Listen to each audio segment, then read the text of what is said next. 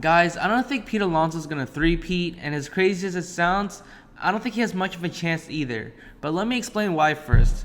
So, the home run derby is a very interesting concept, right? We have a lot of analytics for baseball, and a reason why these analytics work so well, even though it's still not perfect, they work so well because baseball is consistent. The rules are consistent for the most part, The stuff does change, when you're in extra innings.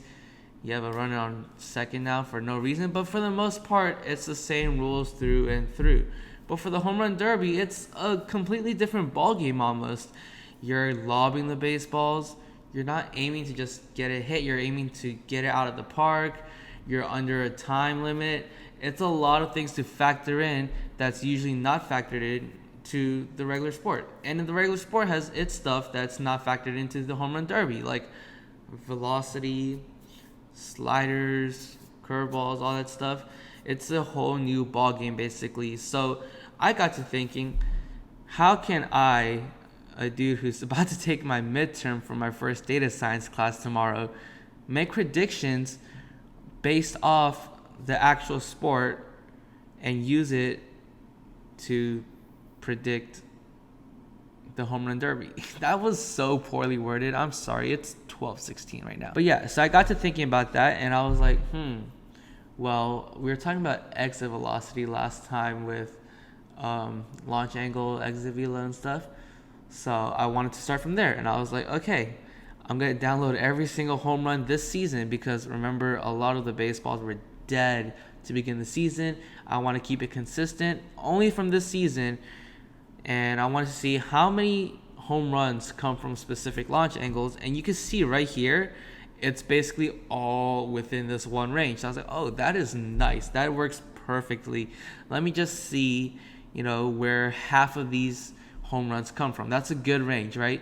If half of these baseballs are coming in from a small launch angle, then that's great. That's a sweet spot. You're like, I want to aim for this launch angle at all times. So I did that. This range is pretty darn close. 25 degrees to 32 degrees, pretty darn close. That's 7 degrees margin. That's pretty darn good. So I was like, okay, that's what I'm going to call the sweet spot. Half of baseball's home runs come within the sweet spot for launch angle. So then I'm like, well, exit velo doesn't really matter in the home run derby, right? This is where I'm starting to say, I love what I got from regular baseball, but I do have to make adjustments because this is not regular baseball. You're getting the ball lobbed to you. Chances are you're going to hit the ball hard. It doesn't matter how hard you've been hitting it other times. You have more time now. You have more opportunities to load up. I worded that wrong too. You're loading up. You're seeing the ball better. Hit the ball harder. Cool. And launch angle, a lot of it's the same thing, right? Like, if I have more time to look at the ball, have more time to see and swing, I'm going to hit the ball at a more optimal launch angle than what I'm usually doing on the field because then they're giving me 99-mile-per-hour fastballs. I'm not going to be able to say, I want to hit the ball between 25 and 32. But during the derby, I could. But at the same time, I wanted to see which players were naturally in this zone. We're naturally hitting in the sweet zone because chances are if they're naturally hitting in the sweet zone, they're going to be hitting it better in the derby. So I did that. I also removed any launch angle below 10 degrees. 10 degrees and below are ground balls. I'm assuming for the most part, you're not going to hit a ground ball in the derby. So I was like, okay, we're just going to ignore this. And that's how I'm trying to combat the fact that they're going to have more time to think about this. So instead of completely ignoring launch angle like I did for exit velo, I want to include launch angle, but I do want to acknowledge that it's not the same as usual. So that's why I took out every ball in play that was hit below 10 degrees. And then I made some charts. These are pretty ugly charts right now. I don't know if I touched it up a little before I put it in the video, but these aren't really good looking charts for me right now. So I made a table instead, and I was like, okay, so out of all balls in play that the players hit this season, above 10 degrees. How much is in the sweet zone? How often are they hitting in the sweet zone? And you'll be surprised that Albert Pujols was not that bad actually. But ignoring the 10 degree thing really quick, I do want to see what it would look like without all this. So hold on. Okay, so we took out the 10 degree stipulation. You'll see that Schwarber leads by a pretty good margin. Corey Seager, who is just added in the last minute, he's going to make a run, y'all. J-Rod, he's hitting the ball well when it's including ground balls. Juan Soto, he's right behind J-Rod. A lot of this is below 10%. But the three that are above 10%, you're like, that's a pretty good look because it's relative to each other. And look at where Pete Alonso is. He is third to last in sweet zone percentage. That's not a good look for him right now. So, yeah, that's before the stipulations, though. So once we add the stipulations, the numbers go a lot higher. Kyle Schwarber, when hitting the ball in the air, he's hitting the ball in the sweet zone naturally 21.84% of the time. That is insane. And Corey Seager is right behind him at 21.28%. So they're neck and neck. Juan Soto, J-Rod, in the 19th, pretty close to each other. Albert Pujols, surprisingly above Acuna, Alonso, and Ramirez.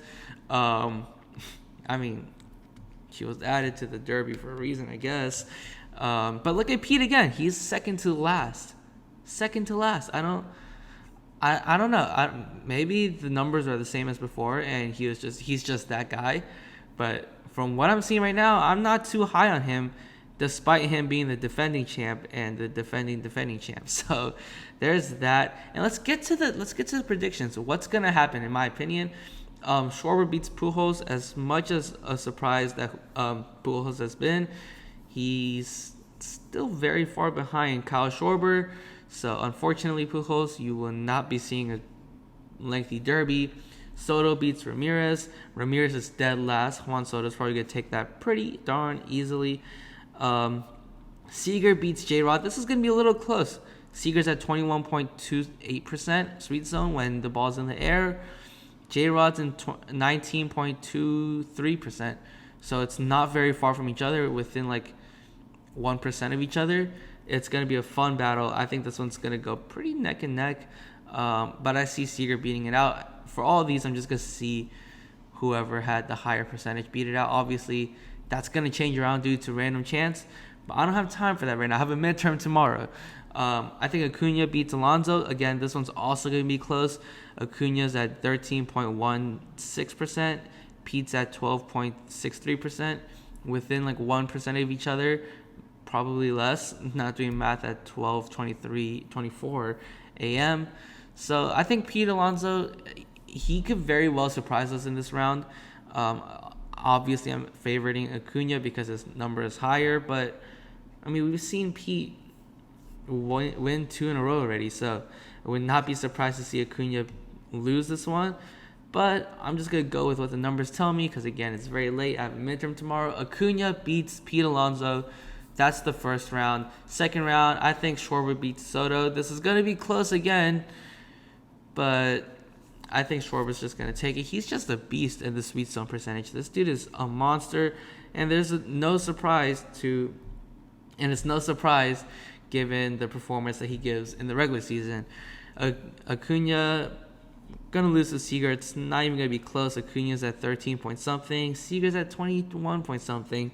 So we're going to go neck and neck, Schwarber versus Seager. This is the one I want to see because, again, if you look at these two numbers here, these two sweet zone percentages for these two guys, they are neck and neck, like within the same percentage, like literally less than 1% apart.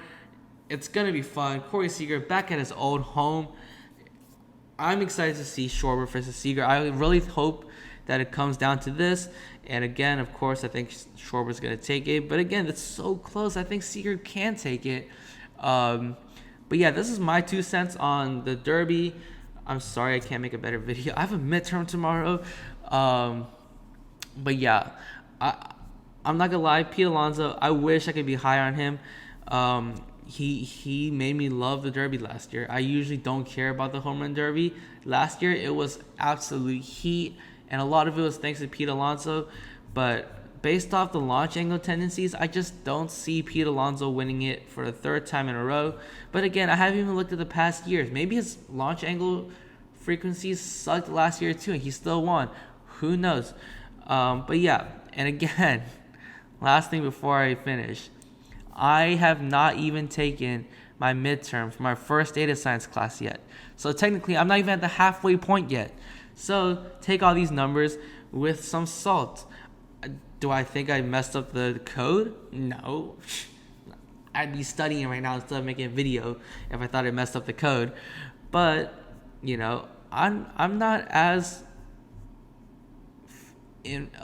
fluent with statistics as I probably will be in a few years. So take this with a grain of salt. But yeah, have fun at the Derby, y'all. Thank you guys for watching. If you guys want to stay tuned for more of whatever this video is, feel free to subscribe right here. If you guys just want to check out some more videos right now, this is my most recent upload. Again, thank you guys for watching, and as always, it is Stro season all season.